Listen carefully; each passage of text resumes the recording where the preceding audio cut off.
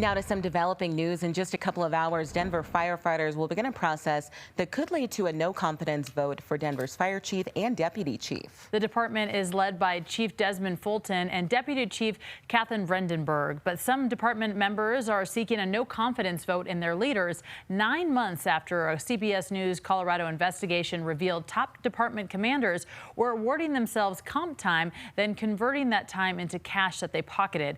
It's a practice that is illegal, according to the Denver City Code. Your investigator Brian Moss broke that story in April. And Brian, you're saying there could be a no-confidence vote. Yeah, could is the key word here. This is a multi-step process. Tonight and tomorrow morning, Denver Fire Department union members will vote on this resolution.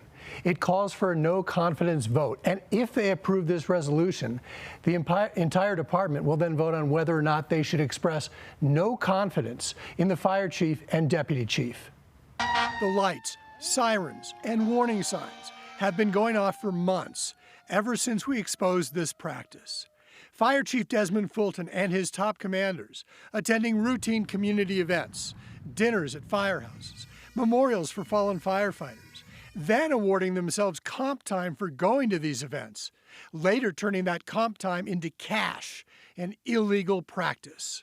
So if line firefighters who engage in similar kinds of conduct would be disciplined for it, then yes, discipline would certainly be appropriate for the executive leadership of that agency. There cannot be a double standard based on whether you have brass on your lapel or not. After our reporting, the city commissioned an independent investigation, which verified our findings last October, ripping the fire chief for what he had been doing and calling the practice problematic, an organizational failing, and hypocritical.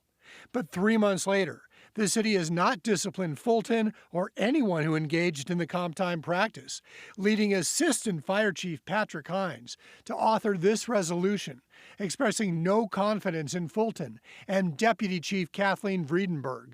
Hines called it outrageous that any of the comp time scandal was ever tolerated. He said concerns of the membership about the comp time scandal have been discounted and devalued. He noted the mayor and Department of Safety have remained silent and not imposed any discipline. And that's why Denver Fire Department union members will begin voting tonight through tomorrow on this resolution.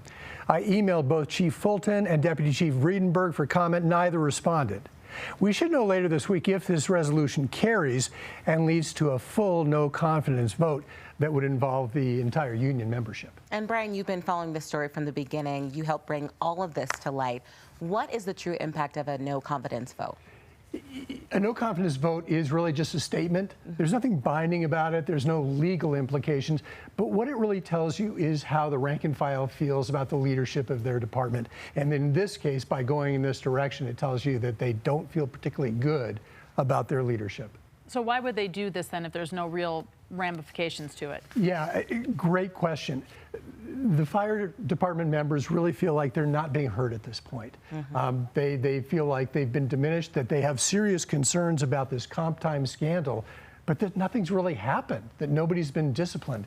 So they're taking this step so that people know how strongly they feel about this. And, you have a lot of Denver Fire Department contacts. What are you hearing from them as well about this? What's really interesting, Beck, is that what they say is, if this was me who had done this, I would have already been investigated and I would have already been fired. They feel like there's two systems of justice here, one for the top commanders and another for them. And that's really upsetting to them at this point. Well, Brian, thank you so much for this amazing piece and the work that you've done on this. We really appreciate it.